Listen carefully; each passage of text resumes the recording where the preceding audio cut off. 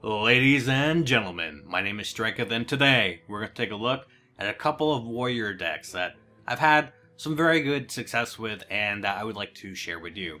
One of them isn't original, it's actually an older OTK deck that doesn't really work as OTK anymore, and if you're not familiar with the term, OTK stands for one turn kill.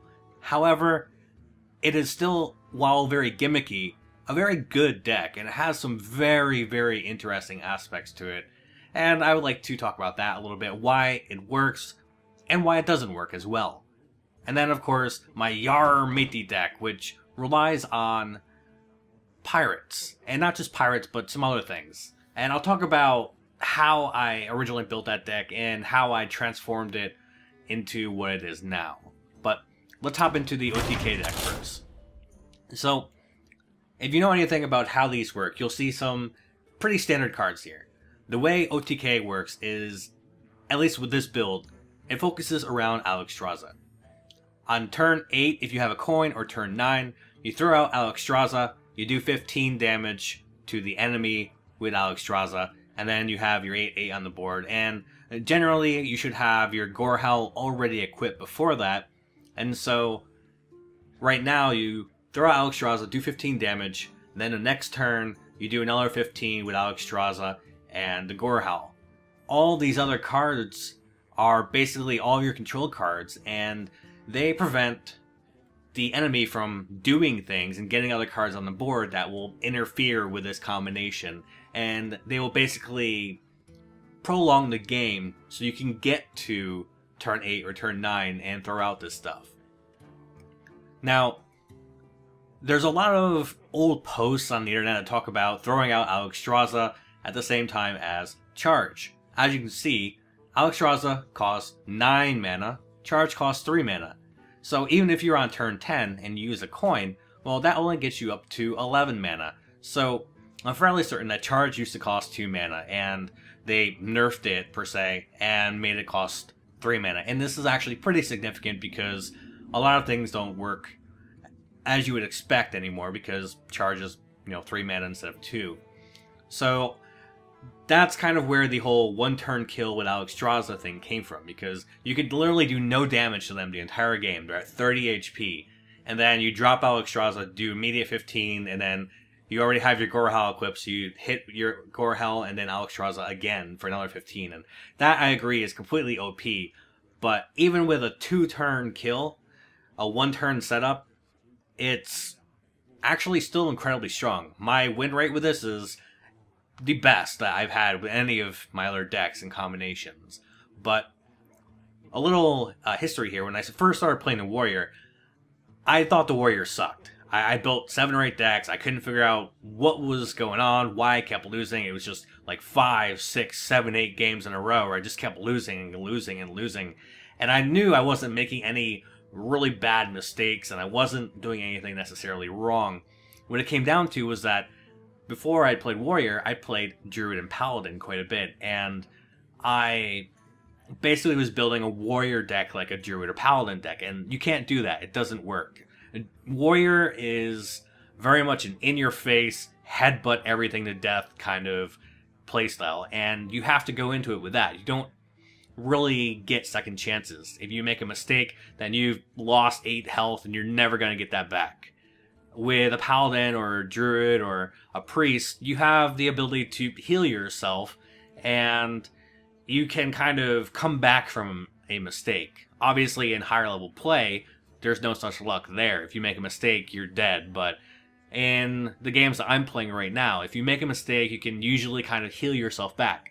And you do have shield block with a Warrior, but it's not the same.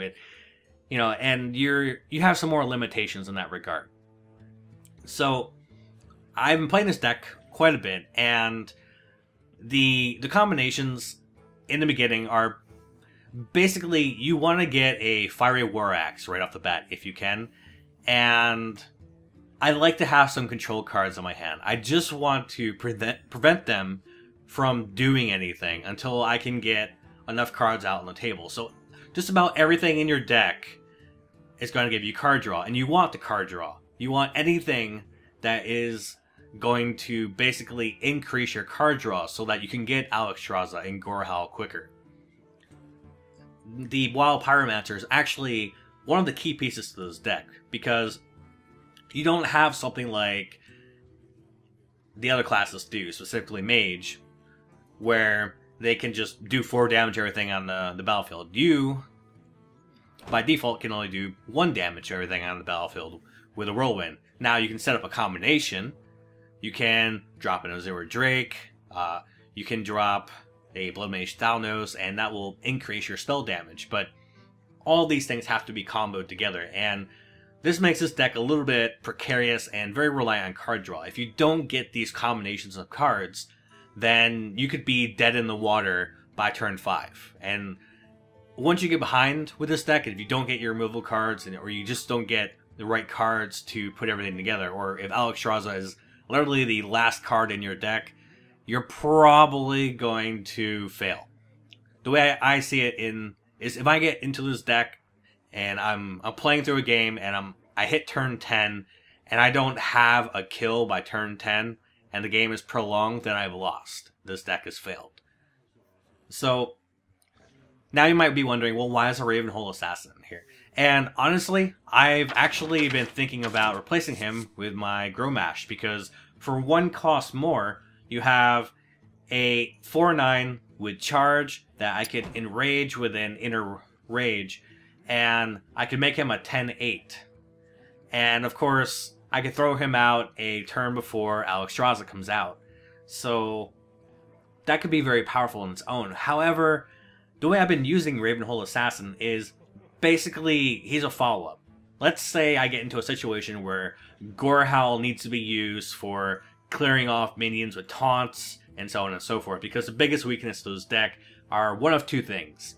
One is being taunts, and 2, secrets. And if you don't get your removal cards like Whirlwind and such, or if you've already used them and they throw out a bunch of tiny minions with taunts, that's also a very big weakness with this deck. So Ravenhole Assassin is 7 cost for a 7/5, and he has stealth. So you can throw him out ahead of time and have him as kind of a backup. And I like having him out on the battlefield. Basically, if they try and throw anything out to prevent your Gorehowl from going through, then you can use the Ravenhole Assassin to put a stop to that.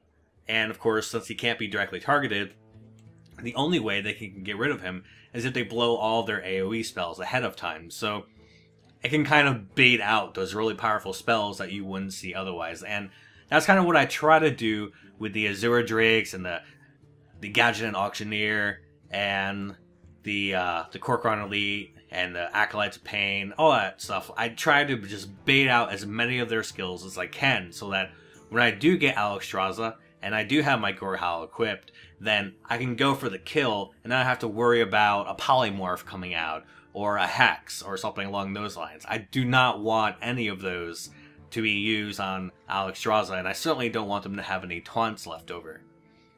So this deck is, again, very gimmicky, but it's also very powerful. Most people cannot withstand the amount of removal, the amount of control that this deck has. The spell power is crazy. Throw out a Wild Pyromancer and then use any of your abilities, and you could do a good number of damage and hit everything on the battlefield. And of course, the Wild Pyromancer is just very, very handy in that regard. I actually took one of them out and I put in a Kor'kron Elite. This is non-standard for this deck. And some people might be like, well, what's a Kor'kron Elite doing in there? That's kind of a weird synergy thing that you put into the deck. Well, for me, the Kor'kron Elite was kind of a necessity, because you get into a lot of situations where they'll throw a minion down and you need that immediate charge damage to get rid of it. And you don't want to waste a charge on your Gorehowl, or you don't want to waste a charge on one of your weapons. Or it might be a taunt and you need to get rid of it immediately. So I threw in a Kor'kron Elite, and so far it's actually worked pretty well. It kind of filled in a weakness in the deck to get rid of something else kind of in mid-game to late game that I wouldn't otherwise be able to get rid of. And that way I can just focus on doing damage to their face instead of throwing out a minion and then having them immediately nuke it, which happens all the time. So this deck, I have to say, I've had a great time with it. Now, of course, most of it is pretty standard. I haven't really changed too much in it, but honestly, while it's not a one-turn kill deck anymore, if you give it a whirl, you'll have a great time with it. You'll lose some games here or there. For example, if you don't get your whirlwinds and you go up against, for example, someone that has a whole bunch of little tiny minions on the field, Murlocs, for example, and on turn 5, they've got 9 Murlocs on the field, and you don't get any of your removal cards, you're screwed. There's nothing you can do. But you'll generally have a great time with this. At higher ranks, it's going to be countered, so don't think you're going to get up to Legendary with this deck. But you can just play it in casual or at the lower to mid ranks, and you'll have a good time with it, and it'll definitely work well. So, let's go on to my Yar Matey deck.